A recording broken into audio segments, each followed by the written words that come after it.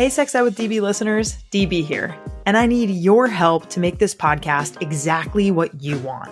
We've put together a quick listener survey to find out what matters most to you, so we can cover the topics that you care about, find sponsors that match your interests, and create a podcast experience that's perfect for you. Plus, as a thank you, you could win a $100 gift card from Lion's Den. Your email is optional, so you can stay anonymous if you'd like. Just hit the link in the show notes and help us make Sex Ed with DB the best it can be for you. I want the audience to know every time I'm laughing, it's a discomfort, disgust laugh. I'm like, what else is there to do? Can't believe the reality of this film. It leads me to laughter. Hey everybody, welcome to Rom-Com Vom, a Sex Ed with DB podcast miniseries exploring popular rom-coms from the 90s and early aughts that gave us toxic messages about love and sex. Hello. Welcome back, Sex Ed with DB listeners, to another episode of Rom-Com Vom. I am absolutely honored to welcome our guest today, Jill Lissner, aka the Sex Ed Princess on Instagram and TikTok. Just Sex Ed Princess, but with 3 S's because she's fabulous. She is a passionate educator, content creator, speaker, advocate, and student, and works to increase conversations around sexual health, pleasure, identity, body image, self-acceptance, and a lot more. Welcome, Jill. Hello. Oh, thank you so much for having me. I wish the 3 S's were because I'm just that fabulous. But unfortunately, I tried to just do Sex Ed Princess, and somebody else taken? somewhere must have it. And one day I'll sneak into those DMs. But yeah, for now we're 3 S's. But I like it. It's a calling card. Yeah, I'm so excited to be here. Have listened to the pod for like years now. And the fact that I was saying before we started recording, me from like 2 years ago would be screaming, crying, throwing up, shitting my pants at the fact that I am like here recording this. So oh my God. This is like dream come true moment for sure. Honestly, same. Like, you are such an icon. I love your content. You're so smart. You're so funny. You know how to connect with people. People love hearing what you have to say. And I'm thrilled that you're here. And last week's teaser, Jill, was this. This is what we're getting into today. This story revolves around a boy who takes his dying father's advice, and when he grows up, will date only the embodiments of female physical perfection. But all that changes after he has an unexpected run-in with self-help guru Tony Robbins. Intrigued by this man's shallowness, Robbins hypnotizes him to seeing the beauty that exists even in the least physically appealing women. Today we are talking about Shallow Hal. Oof. This, let me say, is going to be probably one of the worst rom-coms that we will do this season. So, Jill, just kind of generally, any just like opening kind of one-liners as to what you'd like to say about this film before we dive in. Oh my God, when you were like, today we're going to be talking about Shallow Hal, my mind immediately went, boo, tomato. Like, this movie is just, like, part of me when I was watching it was like, I want to say the intention, like, was that it simply wasn't. Like, it just was not. There was whatever intention and, like, heartfelt message they thought they were bringing, it didn't do that. It did not do that at all. Yeah, I don't even know. There are so many problematic parts of this movie. It's like, where do you even begin? And I feel like, so I'm a Gen Z gal. I was born in 1999. So when this movie came out, I was just not 2 even years old. Yeah, yep. I was like a baby. I was not conscious of like life as we know it. And I had never watched this movie beforehand. Wow. So now I have just watched it and I am thinking about, I'm like, nobody talks about this.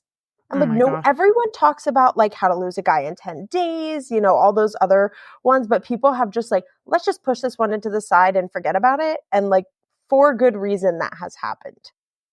Very good reason. Yeah. I think that it's so interesting because I feel like when this first came out in 2001, it was a success, quote unquote. Like George Costanza, aka Jason Alexander, is in this movie on the back of Seinfeld, which is like one of the biggest shows of all time. Yep. Tony Robbins at the time was like a big kind of self-help guru guy. Jack Black also was starting to become very famous. I think that School of Rock came out shortly after this. Mm-hmm. And so, this is a star-studded cast. We have Gwyneth, obviously, who's a big one, a big star. I couldn't even think off the top of my head like one other movie that Gwyneth Paltrow was in. She's a goopified freak for sure. But people love her. People love Gwyneth. I think that she has created a whole brand unto herself and her own name. And I think, dare I say, Shallow Hal like helped kind of propel her to potential fame. I don't know, but I feel like when I was a kid, I was like 9 years old when this movie came out, and I definitely owned it on DVD along with all the other rom-coms that we're doing. Like, I've seen this movie at least 20 to 30 times. Like, it was always on TV. I also, I haven't seen it in a long time. I watched it yesterday for the rewatch and turned on the TV and just started like saying the lines out loud that I knew were coming, just because that's how many times I've seen it. Yeah. And so I must have thought many things in my head, aka fat people are undeserving of love. If you're not shallow, then the hot girl is going to want you. All of these things, like ugly people don't deserve to have a relationship. They're like, Jack Black is somehow kind of like the baseline of like a guy who deserves to make these calls, which is absurd. As well as Jason Alexander, who you're just like, oh, they're in charge here. I don't know about that.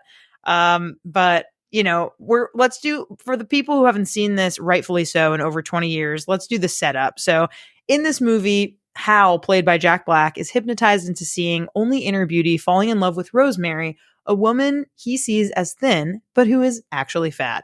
And why, dear Jill, are we talking about this? Shallow Hal might seem like a feel-good film on the surface, way, way, way above on the surface, but its portrayal of body image and the idea of quote-unquote inner beauty raises some serious issues around fat shaming and how women and folks who are assigned female at birth, their worth is tied to their appearance. Mm-hmm. Any thoughts immediately on this before we dive into these really troubling themes? Yes, there's so much to unpack with it, but I think the initial thing is like it's like the hypnotizing is like, you're going to see girls for their inner beauty. And then it's like, oh, well then fat people become thin.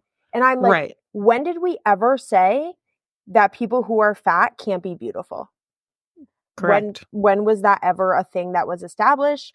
That is a major assumption that is made throughout this whole movie when they show like, Jack Black's character kind of like his hypnotized, like his perception of the person versus like the quote unquote real perception of the person. And then almost, I would say 99% of the time, I think there's maybe one or two of the characters that are like, they don't go from like being seen by him as thin to fat. Right. But oftentimes their size completely changes with his perception. And that was so fucked up to me because I'm like, it's the assumption that fat people cannot also be beautiful, and also that fat equals bad, which we know are two major issues that perpetuate violence and stigma against fat people, and also just so much harm in general on like systemic levels, as well as like in the medical system and in their own personal relationships and family relationships, and like bullying in school, and like all of the things that surround people who are fat and the way in which they exist and the way society treats them is often based on these things that like, if someone is fat, they don't deserve like love, respect, dignity, kindness. Mm-hmm. And they are often seen in films as like the villain, or think about, for example, The Little Mermaid and Ursula. Ursula is the witch that is the evil person in the movie, right? And she is the fat mermaid, whereas the Little Mermaid is thin and beautiful, right? And it's assumed that like fat equals bad. And I think that is one of the major underlying things in this movie once you see past the heartfelt like warmth, quote unquote. Right. I wouldn't even say that, but what some people in some reviews have said is like, oh, the message is like warm, and it's like, what did you watch and what did I Like they watch? end up at the end, so like it's great, and spoiler alert, the end of the movie ends up he chooses her even though she's fat. Oh my gosh, like he's able to see her beauty, and it's okay that he sees her as a fat person. Like he is, making this concession and, gonna go off to the Peace Corps with her when she didn't even invite him, and basically is like, you have no right to be here. And he's like, no, let me show you that I do. So yes, totally. There are all of these kind of societal norms that we put onto fat people with the expectation, especially in this movie, that fat equals bad. Like if you are an ugly person on the outside, then that most likely is tied to the fact that you are fat, or, these other characters that are kind of put in here, like you have bad teeth, or you are just like creepy looking, or kind of all of these things. And yeah, puts Jack Black in this like weird power position. And it's like these women are so lucky that someone like Jack Black is like hitting on them, where you're just like, oh no, I don't like it at all. Don't even get me started. Also, as you were saying that, I was thinking of all the scenes in like the hospital with the children. Yeah. And they made these children like essentially, I will say, victims of his changed perception. Yes. And it's so, I literally cringed, like my skin felt like it was like, I like wanted to gag when he was like, hey, little girl, like, you're so beautiful. Like, you should be in these magazines. And I was like, I felt myself like just crawling outside of my body. And then he essentially later, after his like perception has changed back after they found the magic words from Tony Robbins. I have my own issues Shallow with Hal Tony. wants a gal. Yes, I have my own issues with Tony Robbins also. Sure. I'm obviously an avid podcast listener, but they have a whole episode on Sounds Like a Cult with Amanda Montell about Tony Robbins and about his problematic nature. Yes. And like, I saw him in the movie and I went, oh no, oh no, but that's another story. He was big back then though. 01, like that was definitely his thriving time, where he was getting all these people to sign up for courses to change their perceptions and be more powerful and stand in their power. Like it was very on brand for the time, for sure. It sounds like it. Because I only know him from like, people have talked about like his lore, but also he has had content warning for sexual violence, but he has had some major sexual violence accusations against him, which is also like, survivors have like come out and said things. And that's kind of one of the earlier things I heard about him as well. Which is immediately I saw him in here and I went, like, and I was like, boo, tomato. Yes, that's the whole thing I'm going to say through this. Like, tomato, boo. Like, it's just, but what I was saying about the hospital thing, I got so off track. Oh my God. No, it's okay. He returns back to the hospital. He returns back to the hospital looking for Rosemary after like Shallow Hal wants a gal. His perception has turned back to what it was. And this little girl is like was the girl he said earlier was like, oh, you're so beautiful. That made me want to like gag, throw up. Right. And he like looks back at this girl and she is no longer what he saw, but she is in like the pediatric burn unit and she has burns on her face. And it's like also the problem of somebody who has experienced like a physical trauma of some kind is also assumed to be ugly.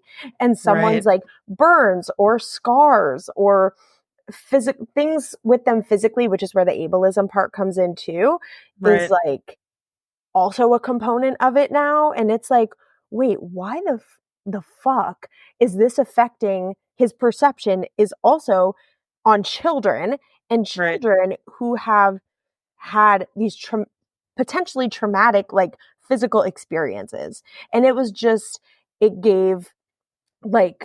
so creepy the way he interacted with the child and that the perception affected children at all. And it was just that part grossed me out. So I could not stop thinking about that.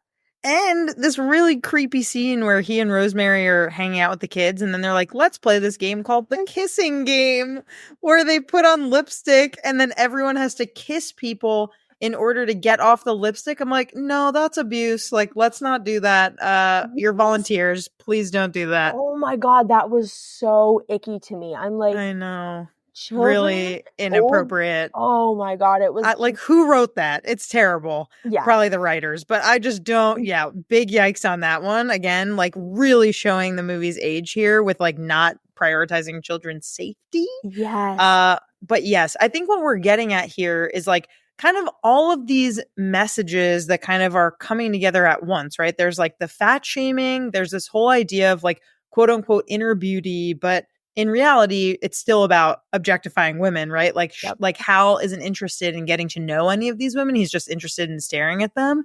And like that is really creepy. It's for his own benefit. And then there's this whole anti-disability, like ableist messaging, right? There's like Walt's character who has spina bifida, who, Jason Alexander's character, Mauricio, is kind of like, oh, like he's just doing that for attention. Like that's disgusting. Like he's just like ripping on this man who is living his life and confident. It just the whole thing. And then there's a part where like Walt sold his company, right? So like that's the only reason why women want him. I don't know. The whole thing just feels. What did you think about that part? Yeah, that whole character. I was kind of just like, why? Like it was just there were some just the choices in this film a lot of the time. I was kind of just like, why? Why are we doing this? Just like an overly sexual dude who like makes inappropriate comments to women. I felt like they tried to be like, oh, let's put this character in here to look like really good because he is like a successful, cool guy that gets women and like people are going to think this is great. And then I also want to point out the gender aspect here, whereas like they decided to make this character who was disabled, but also the good guy, a man. Yes. But the women in the film are the ones who are like essentially at every turn experiencing abuse and fatphobia and like violence of some kind.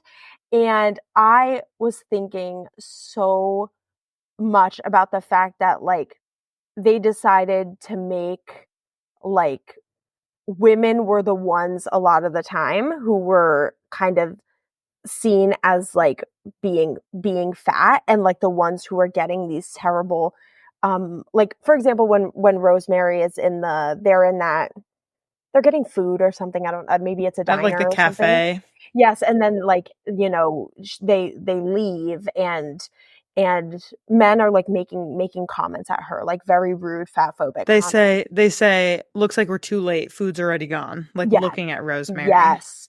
And I'm just like it seems like so much of the violence and harm in this film is even that little girl with the burns is a girl, is someone like assigned female at birth, or at least someone perceived to be a girl. And Rosemary is a woman, and all the women in the film are the ones that are seen like, they're being made like passes at, and they're the ones who are experiencing this, whereas like what would it be if like Walt's character was a woman? Like what would that look like? Yes. And it's like I'm not even sure that even crossed their mind. It was like Walt had to be a man because he had to be this good guy, amazing, like successful, mentally like the dude, like the one, the popular, everybody likes him. But if he sold his company, super popular because of that. Yeah, that's a really good point. Like if that character was a woman, what would be shown the same way? And I would guess not. I would guess not. Yeah, I feel like all the women in the film, the only woman who we see kind of the roles reverse, where she's like technically hot on the outside, is Tanya, who's like the nurse in this like hospital, who also is like only dating Walt for his money. So she is seen for her inner beauty, which is ugliness, because we learn that she's only really dating Walt because he has money. And so she is from the exterior like really beautiful in real life, but Jack Black's perception of her is this like old, very skinny woman, right? So like even that feels like violent, to just be like, cool, like ugliness equals like old. Like we're also being ageist here with like the way that we're portraying. I don't know. The whole thing is just, there's no two ways about it. It's just all bad. Yes, I agree. It's hard to see any, like, it really is difficult to see any good intention with any decision made in this film. I find it really difficult because every time I'm like, well, another part of my brain is like, actually, no, never mind. Yeah. Like, actually, no. Actually, forget it. Yeah. And the Mauricio character, so Jason Alexander, plays kind of a George Costanza-like person who like literally is the same also person. just the same person with like a bad toupee, basically. Horrific the toupee. tail thing. Oh my God. Can we talk about I didn't know if you were going there, but I was going to end up there.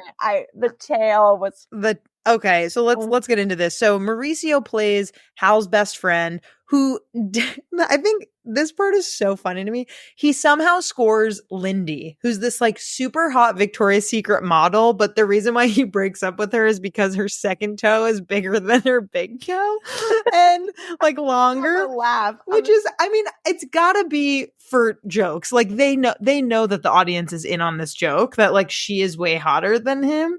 And he isn't interested in going to a members only like Beatles like concert basically or whatever, like an invite only concert, and because he's afraid of her toe. So this guy is a freak. And obviously incredibly shallow, and even the hottest women in the world who want to date him, he doesn't want to date them because there's something wrong with them. But we learn at the end of the movie, why is he so mean? Because he has a tail, like a abnormality, some sort of tail attached to his spine, and that makes him scared of women. And so that's why he's an incel. And yeah, why don't you go ahead, Jill? What do you make of this?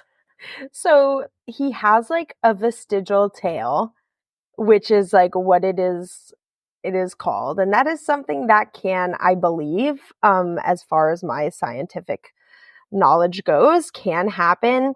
But they make such a joke out of this like vestigial tail. And they're like, oh, like it wags when I'm happy or I'm nervous. Right. And then at one point, I remember just like absolutely rolling my eyes. Jack Black's character, Hal, is like, I don't want to see it. I have to see it. Mm-hmm. And then they're in the middle of the street. They are on the sidewalk of this like residential neighborhood. Pulls his pants down. I can't call him. He's just George Costanza to me because like as Jewish girly growing up in a household with Jewish parents, it's like Seinfeld was everything. Seinfeld was the moment. We've seen every episode. Look at that. It's just, he's always George Costanza in any other movie. That's what he is.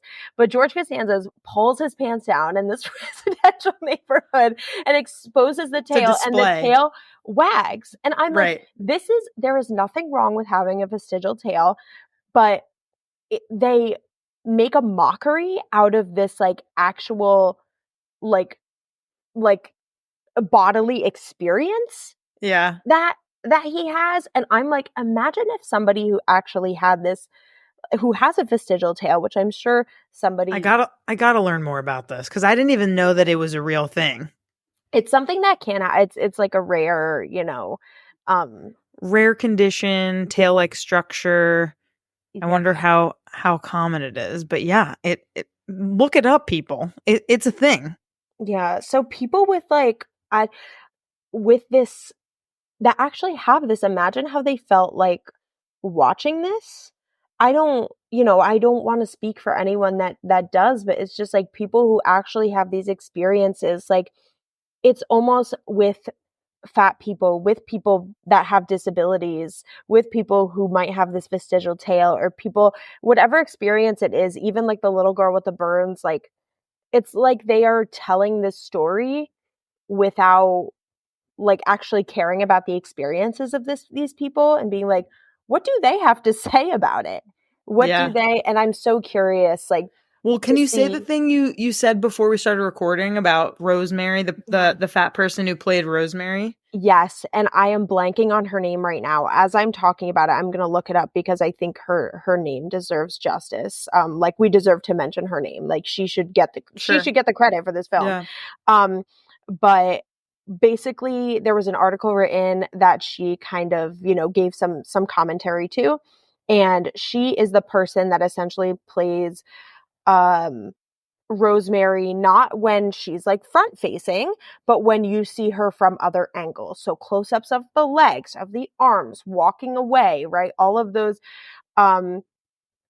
like scenarios that we have seen, until it is like, of course, Gwyneth Paltrow wearing the fat suit, right? Mm-hmm.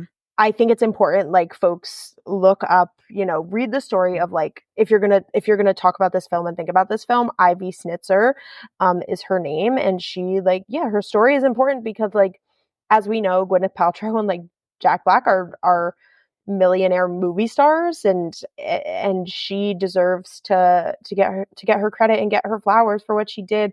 And also she doesn't deserve hate, regardless of if she's in a big body or a small body or whatever she did. Like, she did this movie at the time and it felt right for her. And yeah, there's so much. That could be a whole episode on her in general, and the way they used her in the film.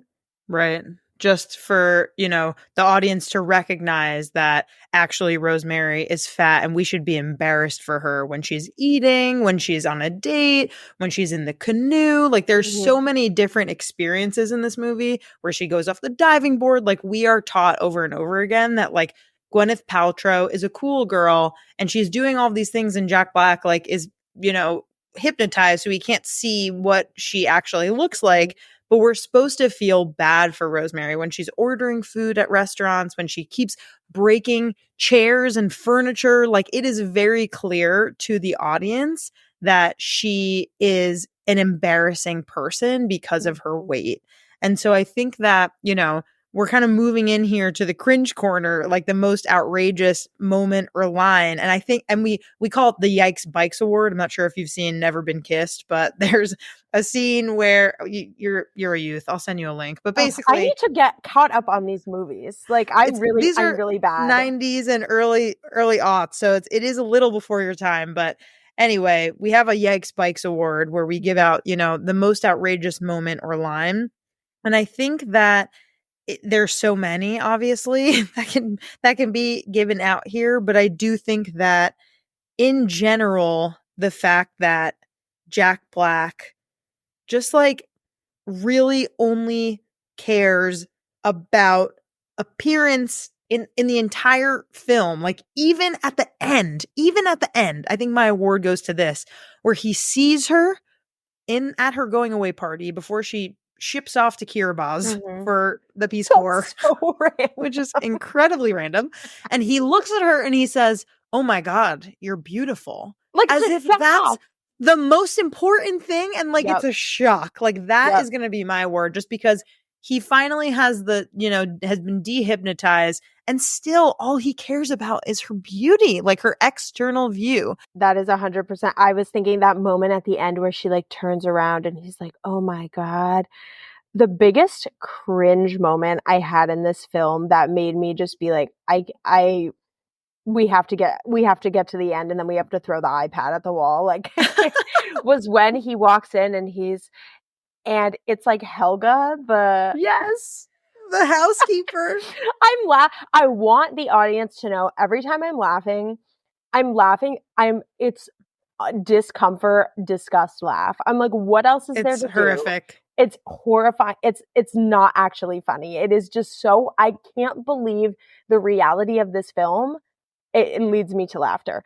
But he walks in the door to her going away party, looking for Rosemary. He sees the this blonde short hair who is, I think, like the housekeeper, maid, cook, potentially something chef, something of that sort. I don't think they said that to, like, its full extent. However, like, he walks in and he's like, "I have to tell you something, like, I'm in love with you." And he just assumes that this fat woman is Rosemary. And then they start making out. And I'm like, oh my God, just a disgusting makeout, by the way. It was just like full tongue in there.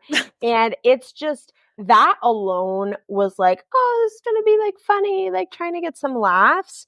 And it just shows that, like, he really didn't look at anything else besides the body. Yes. It just, like, dehumanizing was the word that really came to mind in that. Completely. Yeah. I mean, as if Helga was so lucky to make out with him, right? Which is just okay. All right, Jill, we're at a very obvious point here where we need to rate the movie out of 1 to 5 voms. And maybe we just say our rating on 3 because I think we know where each other are at. But ready? 1, 2, 3. 5. Maybe 20. Maybe 20. Maybe 900. Yeah, literally. I've never given one of these films that we've done a 5. So this must be really bad, which it is, by the way. It is very bad. Yeah. And usually at the end of this episode, of every episode, we do like a rewrite, but I just wouldn't have written this movie. I don't even think I can do like a rewrite because it fundamentally at its core is so wrong and so bad and so poorly written that I don't think I could even do it. Yeah, I completely agree. I don't think it is acceptable to any point. Yeah. Anything. The only thing I think is acceptable would be if a fat woman with her own experiences wanted to write her own movie about her experiences. I think the important thing here is centering people who are fat, centering their voices and uplifting their voices, because I feel like for so long, thin and straight size people have just spoken for them and just been like, this is how they feel. And it's actually like, no. And so much of, I mentioned maintenance phase earlier in the podcast, but so much of what I've learned is from listening to fat activists like Aubrey Gordon, who is just so phenomenal in her intelligence and the way she speaks and her activism for so many things across the board. But it's like, not only her, but there are so many different fat activists that we need to be listening to.